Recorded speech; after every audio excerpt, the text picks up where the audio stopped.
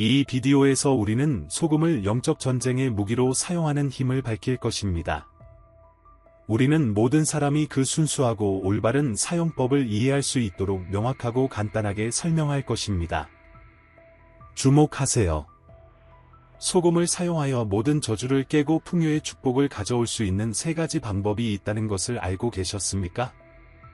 왜 예수님께서 제자들에게 너희는 세상의 소금이라고 말씀하셨을까요? 이 비디오의 끝까지 머무르세요. 거기에서 저는 그 답을 보여줄 것이며 소금을 영적 무기로 사용하는 것에 대한 놀라운 계시를 경험하게 될 것임을 확신합니다. 우선 우리는 절대적인 진리를 인정해야 합니다. 모든 것은 하나님에 의해 창조되었으며 그분을 통해 그리고 그분을 위해 창조되었습니다. 그분의 뜻밖에 존재하는 것은 아무것도 없으며 이것은 하나님께서 소금을 목적을 가지고 창조하셨음을 의미합니다. 이 세상에 하나님의 강력한 손에 의해 창조되지 않은 것은 아무것도 없습니다. 모든 것은 그분에 의해 만들어졌습니다.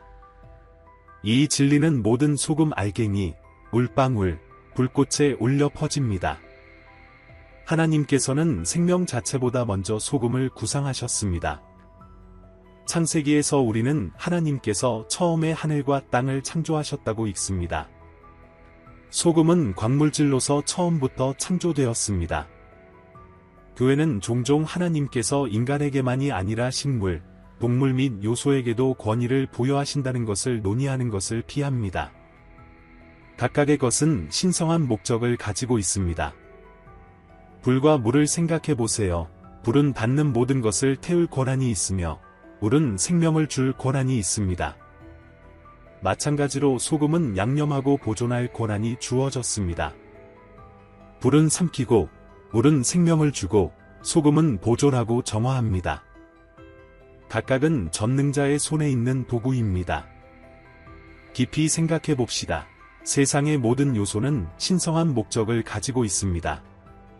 소금이 음식을 보존하듯이 그것은 또한 시련의 시기에 우리의 신앙을 보존하지 않습니까? 잠시 멈추고 소금에 대한 여러분의 경험을 댓글로 공유하시기를 권장합니다. 많은 분들이 다른 그리스도인들의 증언을 듣고 영감을 받고 힘을 얻습니다. 많은 사람들이 그 사용을 통해 위안과 치유를 발견했습니다. 예를 들어 한 자매는 소금으로 손을 기름을 바른 후 그녀의 삶에 기적적인 변화를 보았습니다. 소금을 기도로 사용한 후 기분이 나아졌습니까? 여러분의 이야기와 하나님께서 이 강력한 광물을 통해 어떻게 일하셨는지 알려주세요. 비디오를 계속 봅시다. 고대 사람들은 소금이 놀라운 힘을 가지고 있다고 믿었습니다. 그것은 고기를 보존하고 음식을 양념하며 놀랍게도 고대 로마에서 화폐로 사용되었습니다. 공직자들은 소금으로 급여를 받았고 그래서 급여라는 단어가 생겨났습니다. 예수님은 비유로 가르치셨지만 모든 것이 상징적인 것은 아닙니다. 기름, 빵, 포도주는 기독교 신앙에서 신성한 역할을 합니다. 그렇다면 우리는 기름의 사용을 문제없이 받아들이면서 왜 소금의 힘을 의심할까요? 일부 사람들은 소금이 어두운 의식에서 사용되는 악한 것이라고 생각합니다. 이것은 적의 거짓말입니다. 요한복음 10장을 기억하세요.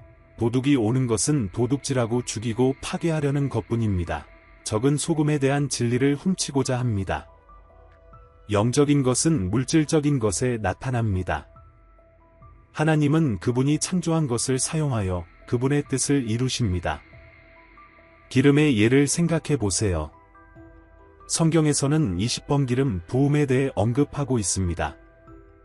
그것은 구약에서 대제사장과 그의 후손의 머리 위에 부어졌으며 성막과 그 가구들 위에도 부어져 여호와께 구별되도록 하였습니다.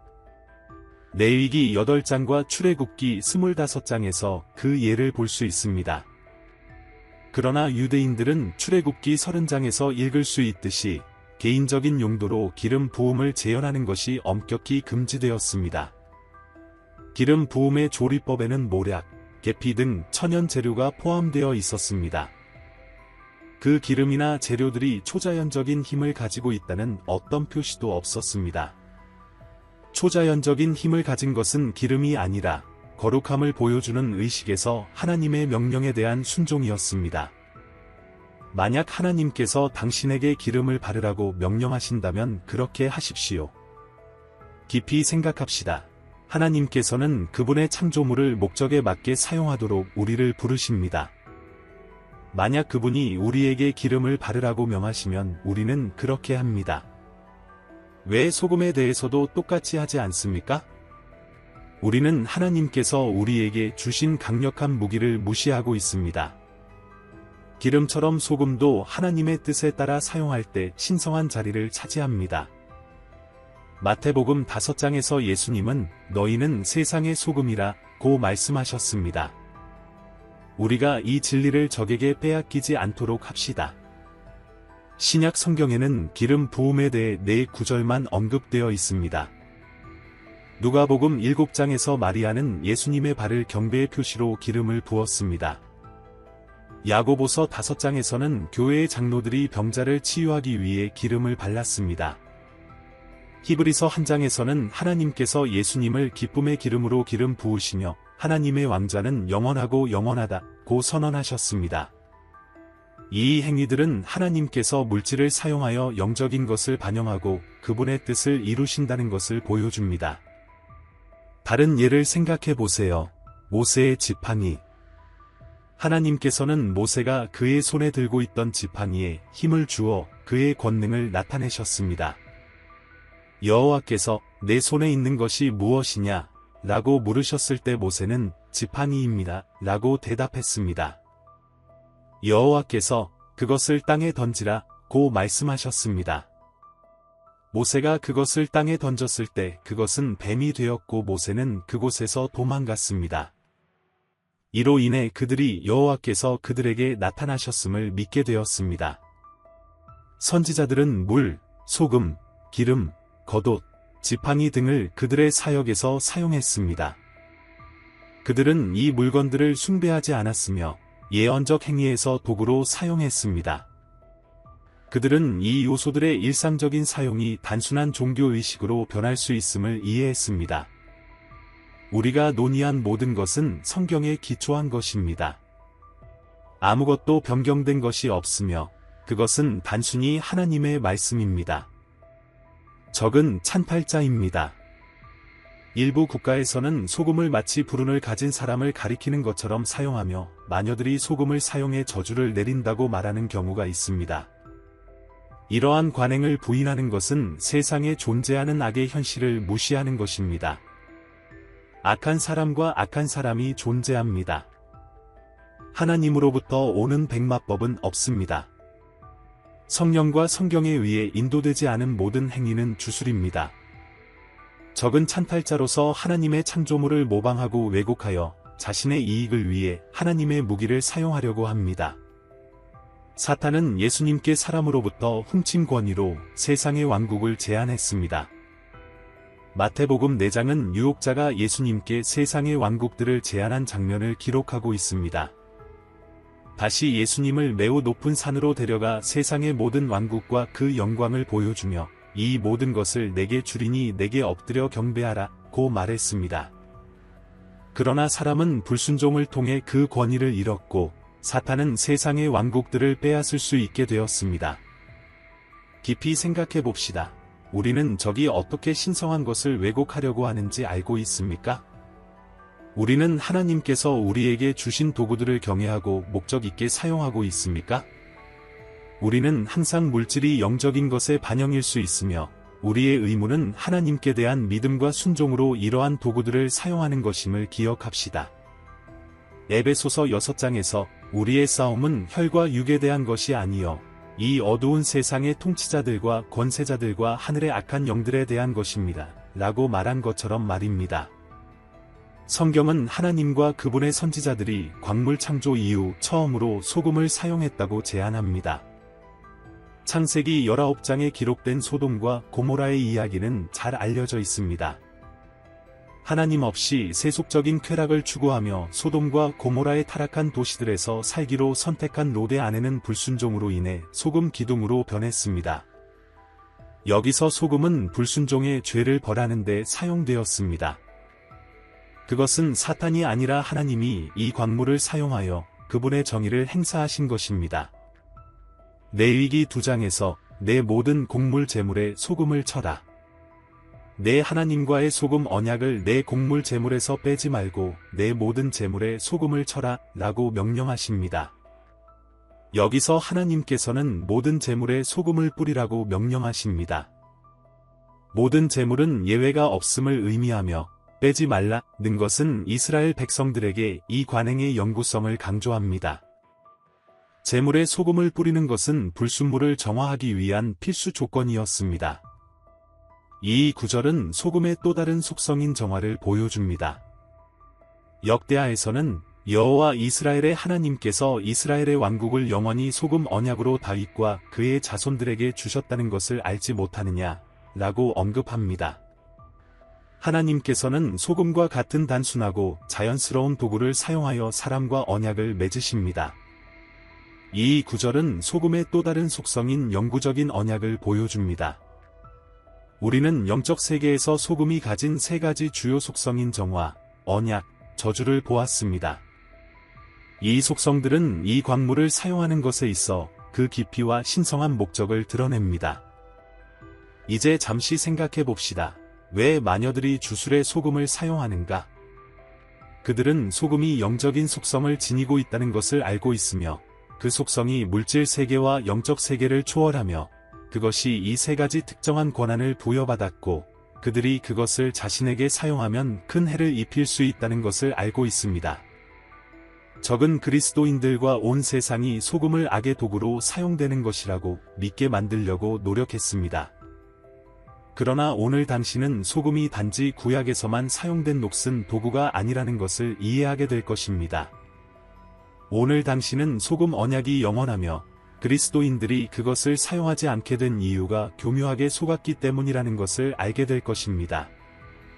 오늘은 속임수에 대해 그만이라고 말하는 날입니다. 오늘은 진리의 날입니다. 하나님께 영광을 돌립니다. 소금과 저주.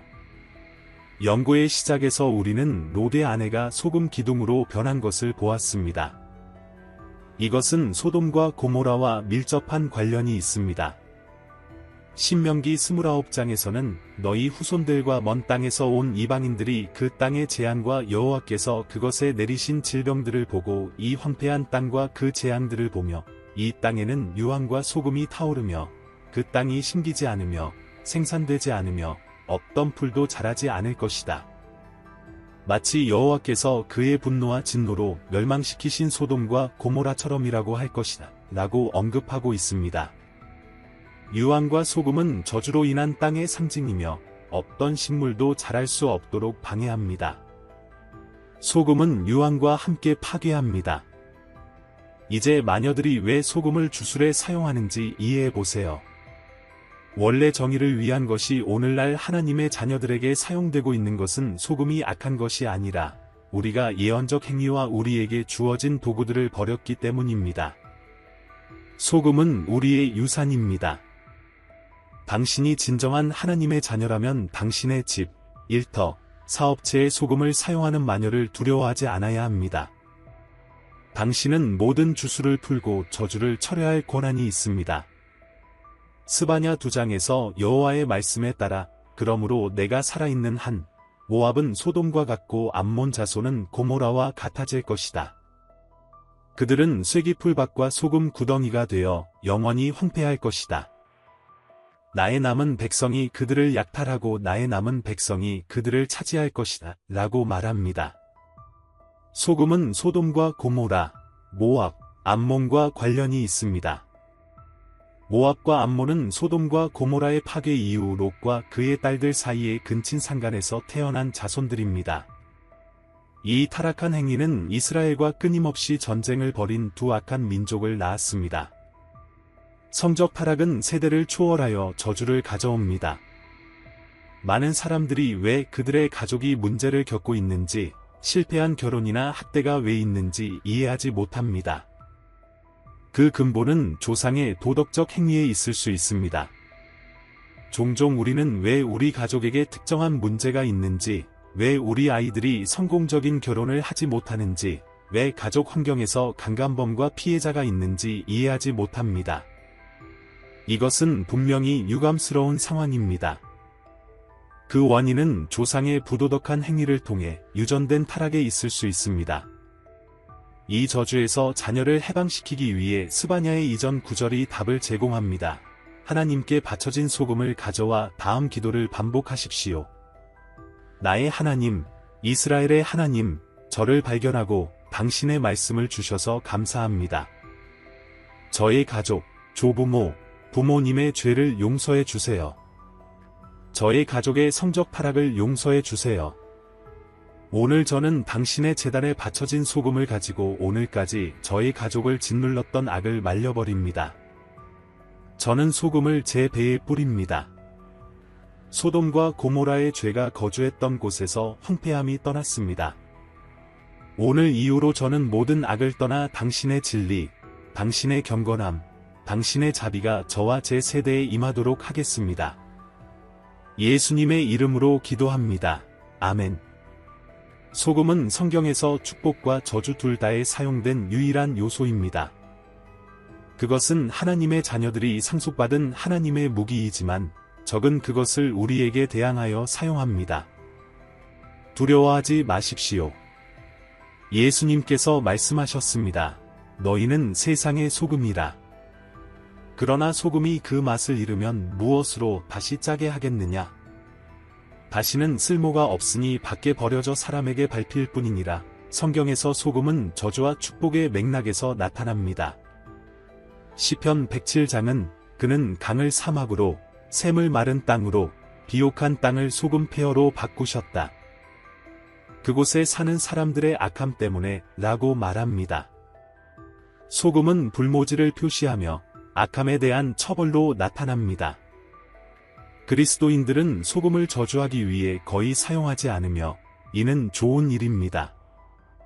우리는 진정한 사랑을 가져야 합니다. 그러나 하나님의 자녀는 소금을 전쟁을 위해 언제 사용해야 하는지, 평화를 위해 언제 사용해야 하는지를 알아야 합니다. 소금은 전쟁과 평화의 무기입니다. 여기서는 소금을 전쟁의 무기로 사용하는 것에 중점을 둡니다. 군대는 국가를 보호하기 위해 만들어졌으며 침략자가 힘으로 영토를 점령하려 할 때 적절한 시기에 사용될 것입니다. 침략자들이 국가를 점령하려 하지 않는 한 군대는 수동적인 상태로 남아있지만 항상 전쟁을 준비하고 있습니다. 불행히도 영적 전쟁에서는 적이 이미 그리스도인의 영토를 공격하고 있으며 소금은 적군을 저주하기 위해 사용되어야 합니다. 하나님께 바쳐진 소금을 가져와 집, 이웃, 도시 전체에 뿌리십시오. 이제 저는 여러분이 이 기도를 권위 있게 드리도록 초대합니다. 나의 하나님, 이스라엘의 하나님, 오늘 나는 언약의 소금을 가져와 내 도시, 내 집, 내 이웃, 교회 전체에 뿌리고 적의 모든 일, 모든 주술, 모든 우상 숭배를 말라버리게 합니다. 나는 이 도시에서 주술사와 마녀가 맺은 모든 언약을 철회하고 만약 그들이 모든 악을 회개하지 않는다면 그들 자신이 살아계신 하나님의 강력한 손 아래에 떨어질 것이라고 최후 통첩을 보냅니다. 나는 예수님의 이름으로 강한 자를 묶고 나와 나의 사람들을 향해 오려고 하는 모든 복수의 영을 묶습니다. 오늘부터 영원히 이 도시에 악이 다시 일어나는 일이 없도록 하겠습니다. 예수님의 이름으로 기록되고 이루어지기를 원합니다. 소금은 강력합니다. 엘리사는 물의 근원으로 가서 소금을 던지며 여호와께서 말씀하십니다. 내가 이 물을 정결하게 하였으니 이제는 그곳에서 다시는 죽음이나 불임이 없을 것이다 라고 말했습니다. 이것은 소금에 대한 가장 기억에 남는 구절입니다. 엘리사는 2배의 성령을 받은 사람으로 하나님께서 그에게 주신 소금을 사용하여 주의 이름으로 물을 치유했습니다. 에스겔 4장은 너희가 속죄를 마쳤을 때 흠 없는 수소와 결점 없는 순양을 바쳐라. 제사장들은 그 위에 소금을 뿌리고 여호와께 번제로 드려라 라고 말합니다. 하나님께 바쳐진 동물들은 소금으로 정화된 후에 태워져야 했습니다. 이것은 구약의 정화의식에서 소금의 중요성을 보여줍니다. 돈을 생각해 보세요. 그것은 하나님의 제단으로 헌물이나 11조로 도달하기 전에 많은 손을 거칩니다. 이 돈이 어디로 갔는지 아십니까? 아마도 도둑, 살인자, 밀수업자, 주술사들의 집을 거쳤을 것입니다. 하나님께 바쳐진 소금은 당신이 제단으로 가져오는 돈을 정화할 수 있는 정화의 무기입니다. 황금 규칙, 하나님께 소금을 바치고 싶다면 경외와 존경을 가지고 그것을 사용하십시오. 소금을 바치기 위해 소금을 구입한다면 전체 패키지를 구입하고 100% 하나님께 봉사하기 위해 헌신하십시오. 이 소금을 다른 목적으로 사용하지 마십시오. 오직 하나님을 존중하기 위해 사용하십시오. 조금은 하나님을 위해 사용하고 나머지는 요리하는 데 사용해서는 안 됩니다. 소금을 오직 제단에서만 사용할 목적으로 구입했음을 이해하십시오. 소금을 오직 하나님께 바치기 위해 구입한 것처럼 당신이 사용하는 용기도 마찬가지입니다. 집에서 오래된 병을 찾지 말고 새 용기를 구입하여 특별히 하나님을 존경하는 데 헌신하십시오. 이 같은 규칙은 기름에도 적용되어야 합니다. 많은 교회들이 11조와 헌금을 받을 때 소금을 뿌리고 레위기 2장에서 설명한 것처럼 모든 불순물로부터 정화되도록 하나님께 기도합니다. 그리고 모든 교회가 이 예언적 행위를 실행하지는 않지만 그들의 손의 일이 순수해야 한다는 것을 이해하는 사람들이 있습니다.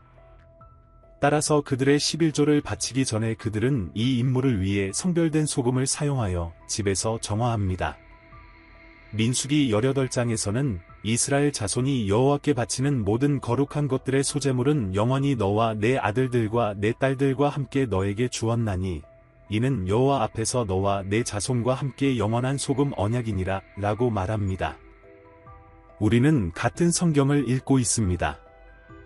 여기서 그것은 영원한 소금 언약이라고 말합니다. 소금 언약은 오늘날에도 유효하며 하나님을 존중하는 사람들에게 계속될 것입니다. 그리고 당신은 그것은 이스라엘 사람들을 위한 것이었다고 말할 수 있습니다. 저는 당신이 같은 아버지 아래 접붙임을 받은 가지이며 그분을 찾는 사람들에게 주시는 하나님이라고 말할 것입니다. 성경에서 소금은 방부제로서의 특성 때문에 영구성과 충성을 상징하며 영원을 상징하며 언약의 표시로 사용됩니다. 언약의 본질은 그것이 영구적이어야 한다는 것이며 따라서 소금은 이를 위한 적합한 상징입니다. 동양에서는 소금이 부패를 방지했기 때문에 우정의 안정성과 영속성을 상징하는 것이 되었습니다. 고대 관습에 따르면 소금을 먹으며 우정을 맺었고 두 사람 사이에 소금을 공유하는 식사를 통해 영속적인 우정을 보장했습니다. 서로를 배반하거나 해치지 않겠다는 약속이었습니다. 두 사람이 소금으로 양념한 식사를 함께하면 평생 친구가 되는 것으로 여겨졌습니다. 영원하신 하나님은 모든 희생 제물을 하나님과의 관계를 상기시키는 표시로 원하셨습니다. 언약이 맺어질 때 그 당사자들은 종종 함께 식사를 했으며 이 식사에는 소금이 포함되어 영속적인 충성심과 언약에 대한 충성을 상징했습니다. 따라서 소금 언약은 반드시 이행되어야 한다고 이해되었습니다. 민수기 18장에서는 소금 언약의 불이행이나 대신이 종종 사형에 처해졌다고 언급합니다. 한 번은 한 미국 역사가가 중동의 한 도시에서 연구를 하고 있었는데 자신도 모르게 밤이 되어버렸습니다. 그는 그 길이 밤에 얼마나 위험한지 알고 있었기에 길을 따라 가다가 발견한 천막 중 하나로 접근하기로 했습니다. 아마도 그가 발견한 이 천막은 길을 잃은 여행자들을 약탈하는 사람들이 소유한 것일 것입니다. 그러나 그는 개의치 않았습니다. 밤은 추웠고 위험이 도사리고 있었습니다. 미국인은 천막에 접근하여 주인에게 자신이 가고 있는 도시는 아직 멀고 밤에 길을 계속 가는 것이 매우 위험하다고 말했습니다. 도둑이, 당신은 내가 도둑이라는 것을 모르십니까? 내가 당신을 죽이고 당신이 가지고 있는 것을 빼앗지 않으리라고 어떻게 확신합니까? 라고 물었을 때, 네, 당신이 도둑인 것을 알고 있습니다. 그러나 저는 당신과 소금 언약을 맺겠습니다. 라고 대답했습니다. 그러자 도둑은, 오라, 주님의 복을 받은 자여, 앉으십시오. 라고 대답했습니다. 도둑은 식탁에 빵을 놓고 소금으로 양념하였으며, 두 사람은 함께 먹었습니다. 다음 날 아침, 미국인은 일어났고, 도둑은 그의 손님의 물건을 지키며 경계하고 있었습니다. 도둑은 여행자의 물건을 세고, 모든 것을 친절하게 돌려주었습니다. 미국인은 그의 차량에 타고, 도둑이 그를 배웅하며 목적지 도시까지 보호하면서 동행했습니다. 도둑은 소금으로 언약을 맺는 것이 하나님께 봉사하는 것이며, 그가 죽을 때까지 그 언약을 지킬 것임을 알고 있었습니다. 동양에서 소금 언약은 오늘날에도 유효하며, 그 언약을 맺은 자 중 한 사람이 죽은 후에도 유효한 상호 합의입니다. 한 상인은 100마리의 양을 사기 위해 들판에 갔지만, 도착했을 때 그 목자가 300마리의 양을 가지고 있으며, 모두 팔고 싶어 했음을 깨달았습니다. 상인은 그가 모든 양을 살 충분한 돈을 가지고 있지 않음을 깨달았습니다. 그러자 목자는 그에게, 우리 소금 언약을 맺고 내가 300마리의 양을 줄 테니 너는 60일 이내에 남은 200마리의 값을 지불하라 고 말했습니다. 두 사람은 합의하고 소금으로 양념한 식사를 함께 했습니다. 상인은 300마리의 양을 가져갔습니다. 30일 후 상인은 죽었지만 그의 아들은 아버지가 목자와 맺은 언약을 알고 있었습니다. 60일이 되었을 때 상인의 아들은 아버지가 목자와 맺은 언약을 존중하고 남은 돈을 지불했습니다. 이것을 명확하게 이해하시기를 바랍니다. 소금 언약은 하나님과 인간 사이의 상호 헌신이며 균형 잡힌 관계입니다. 당신은 하나님께 당신과 언약을 맺고 있습니다. 라고 말하고 나서 자신의 마음대로 살 수 없습니다. 하나님께서는 그분을 존중하는 사람들을 존중하십니다. 그분의 약속은 그분이 당신의 아들이 되시고 당신이 그분의 아버지가 되실 것이라는 것입니다. 그러나 하나님의 계명을 기억해야 합니다. 출애굽기 20장에서는 소금 골짜기에 대해 이야기합니다. 그곳에서 승리는 축복을 위해 싸우는 사람들에게 속합니다. 사무엘하에 따르면 다윗은 18,000명의 아람 사람을 소금 골짜기에서 물리치고 돌아와 유명해졌습니다. 그는 동일한 골짜기에서 10,000명을 죽였고 따라서 전투는 오늘날에도 그 이름을 유지하며 계속되었습니다. 아메시아는 그의 백성을 모아 소금 골짜기로 가서 10,000명의 세일 사람을 죽였습니다. 소금 골짜기는 이스라엘 백성이 두 차례 적들을 물리친 곳으로 첫 번째는 다윗이 18,000명의 아람 사람을 물리친 승리입니다. 학자들은 사무엘이 설명한 정확한 위치를 특정할 수 없지만 그곳에서 다윗은 전쟁에서 이례적인 승리를 거두어 그의 백성에게 높이 평가받았습니다. 다윗을 기다리고 있는 전투는 얼마나 어려운 것이었습니까? 그에게는 그렇게 많은 적들이 있었고 이스라엘 군대를 능가하는 군대가 있었으나 하나님께서 그와 함께 하셨을 것입니다. 실제로 다윗은 소금 골짜기에서 18,000명의 군사를 물리치고 승리를 거두었습니다. 그러나 이 짧은 이야기에서 설명하고자 하는 것이 있습니다. 당신이 전투를 치르지 않으면 승리할 수 없습니다. 많은 사람들이 하나님께서 우리의 전투를 싸우십니다. 라는 말을 들으며 자랐지만 그것은 반쪽짜리 진리입니다. 하나님께서는 전쟁에서 승리하셨습니다. 모든 것이 끝났습니다. 그러나 당신은 자신의 전투를 치러야 하며 당신의 축복을 위해 싸워야 합니다. 오늘날 현대 그리스도인들이 기도와 울부짖기만 하는 습관을 들였습니다. 제가 말씀드리자면 예수님은 말씀입니다.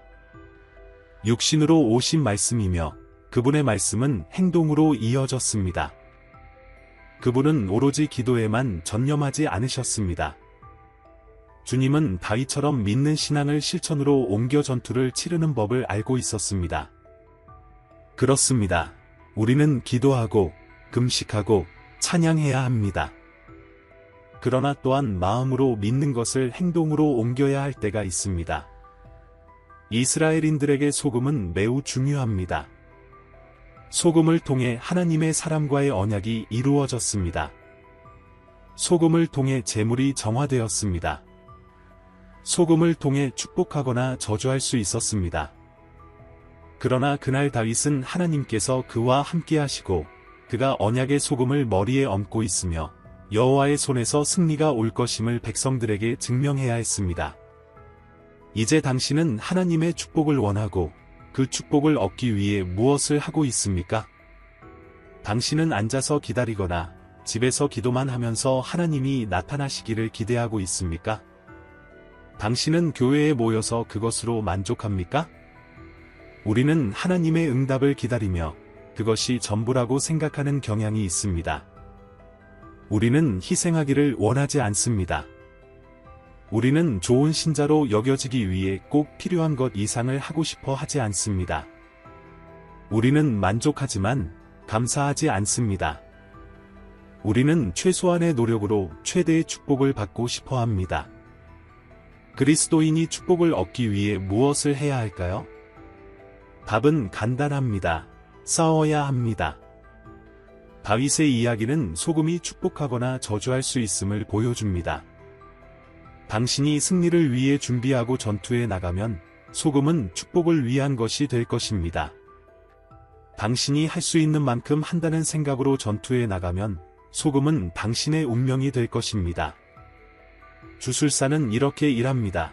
주술사가 당신의 집에 소금을 뿌리고 당신이 하나님께 헌신하지 않았다면 그 저주는 당신에게 떨어질 것입니다.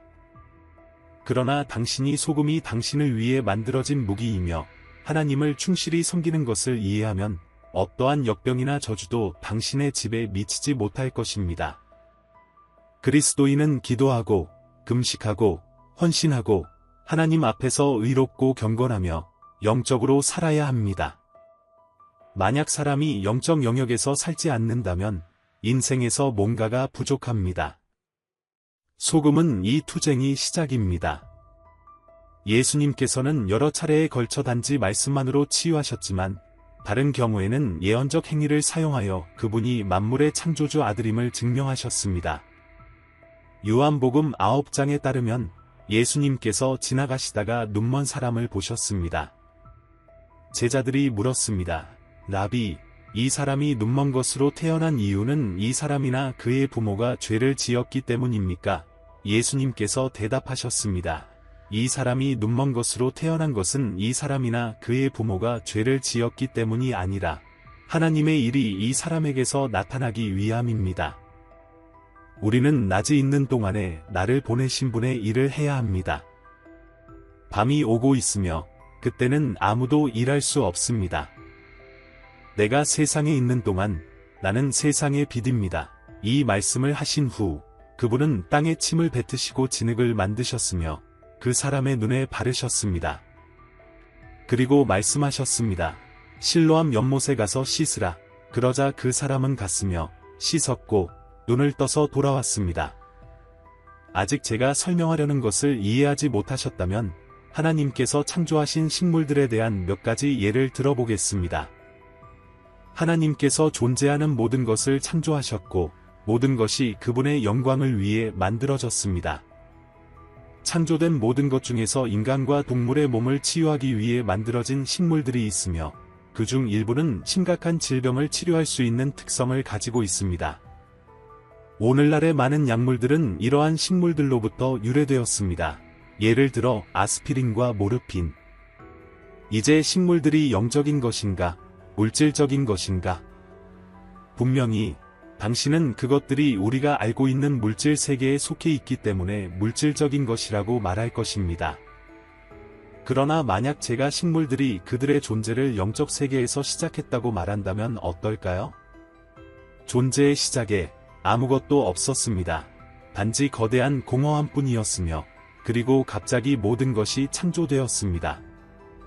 창세기 우리가 알고 있는 물질 세계는 영적인 것을 물질로 가져온 결과입니다. 처음에는 그것이 하나님의 생각 속에 존재했으며 그 후에 그것이 죽을 세계에서 형성되었습니다. 예레미야의 말씀에 내가 너를 태 속에서 형성하기 전에 내가 너를 알았으며 내가 태어나기 전에 내가 너를 성별하였노라 고 기록되어 있습니다. 예수님은 영이 육신으로 나타나셨습니다. 우리가 영적인 것을 물질 세계로 옮길 때 그때 기적이 일어납니다. 소금은 단지 소금일 뿐이지만 영적인 것과 결합될 때 그것은 언약, 정화, 축복이 됩니다. 예수님 자신이 영적인 것과 물질적인 것을 결합시키셨습니다. 이 말씀을 하신 후 그분은 땅에 침을 뱉으시고 진흙을 만드셨으며 그 사람의 눈에 바르셨습니다. 땅은 단지 흙일 뿐입니다. 물론입니다. 그러나 땅의 먼지에서 인간이 창조되었습니다. 침은 단지 침일 뿐입니다. 그러나 그것은 또한 물이기도 합니다. 그리고 물은 생명을 주기 위해 창조되었습니다. 예수님은 이를 인식하셨으며 그분의 권위로 영적인 것과 물질적인 것을 결합시켜 기적을 일으키셨습니다. 그러나 여기에 중요한 점이 있습니다. 그것은 요한복음 9장에서 그분이 말씀하셨습니다. 실로암 연못에 가서 씻으라. 그리하여 그는 갔으며 씻었고 돌아와 눈을 뜨게 되었습니다. 그 행동이 기적을 완성시켰습니다. 순종과 행동이 축복을 불러일으켰습니다. 최종 요약, 소금은 구약 시대부터 전쟁의 도구로 사용되어 왔으며 다윗과의 하나님의 언약을 상징합니다. 그것은 재물을 정화하고 죄로 표시된 장소를 정죄하는 데 사용되었습니다. 상징적으로 소금은 영원을 상징합니다. 그것은 정화, 저주, 그리고 언약을 세우는 데 사용됩니다. 그것의 취급은 구입에서부터 새로 구입한 용기를 사용하는 것까지 철저하고 순수해야 합니다. 소금을 사용할 때 신자는 하나님께 헌신해야 하며 진정한 믿음의 자녀로 살아야 합니다. 소금은 주술, 죄, 인간의 악으로 인해 영향을 받은 지역에서 사용되며 악한 영이 떠나기를 거부하는 곳에서 기도하고 중보하며 복수의 영을 억제합니다. 또한 소금은 대대로 전해지는 부패의 저주를 제거하기 위해 적용되며 태아에게 바르고 조상과의 모든 관계를 끊어야 합니다. 소금은 또한 집과 헌신된 장소에서 11조와 헌물 위에 뿌려져야 하며 그것들의 정화를 위해 기도합니다. 소금은 신성한 은혜로 보호받고 어떤 악한 존재나 주문도 그 위에 미치지 못하도록 집과 헌신된 장소에 뿌려야 합니다. 동양 문화에서 소금은 배신이나 해악이 없는 상호 헌신을 상징하며 신뢰와 영원한 충성을 확립합니다. 그러나 소금은 하나님께 대한 믿음과 헌신 없이는 아무런 효과가 없습니다. 최종 경고, 모세가 민수기 21장에서 하나님께 명령받아 만들었던 놋뱀에 대해 들어본 적이 있습니까? 모세가 홍해로 가는 길에 에돔 땅을 돌아가기 위해 호렙산을 떠난 후 백성들이 낙심하여 하나님과 모세를 원망하며 왜 우리를 이집트에서 이끌어내어 이 광야에서 죽게 하셨습니까? 여기에는 빵도 없고 물도 없습니다. 우리가 이 끔찍한 음식을 혐오합니다. 라고 말했습니다. 그러자 여호와께서 백성들 사이에 불뱀을 보내셔서 그들이 백성들을 물어 죽게 하셨습니다. 백성들은 모세에게 와서 우리가 여호와와 당신을 대적하여 죄를 지었으니 여호와께 기도하여 뱀을 제거해 주십시오 라고 말했습니다. 모세가 백성들을 위해 기도하자 여호와께서 그에게 말씀하셨습니다. 불뱀을 만들어 장대 위에 매달아라. 물린 자마다 그것을 쳐다보면 살 것이다. 모세는 넛뱀을 만들어 장대 위에 매달았으며 누군가 물렸을 때 넛뱀을 쳐다보면 그들이 살게 되었습니다. 하나님은 그분의 백성들에게 자비를 베푸시며 이스라엘 백성들이 그것을 쳐다보고 도구로부터 구원을 얻을 수 있는 눈에 보이는 도구를 제공하셨습니다. 그러나 이야기는 여기서 끝나지 않습니다. 하나님의 백성들은 나중에 다시 타락했습니다. 열왕기하 18장에서 왕은 산당들을 제거하고 성스러운 돌들을 부수고 아세라 목상들을 찍어버리며 모세가 만든 넛뱀을 부수었습니다. 그때까지 이스라엘 백성들은 그것의 향을 피우고 있었으며 그것을 느우스단이라고 불렀습니다. 히스기야 왕은 사람들이 기적이 하나님께서 주신 것이 아니라 동상에서 왔다고 착각하였기 때문에 그 뱀을 부수었습니다. 소금도 마찬가지입니다. 그것은 하나님의 자녀들에게 봉사하기 위한 도구로 사용되어야 하며 경솔하게 사용되거나 숭배되어서는 안 됩니다.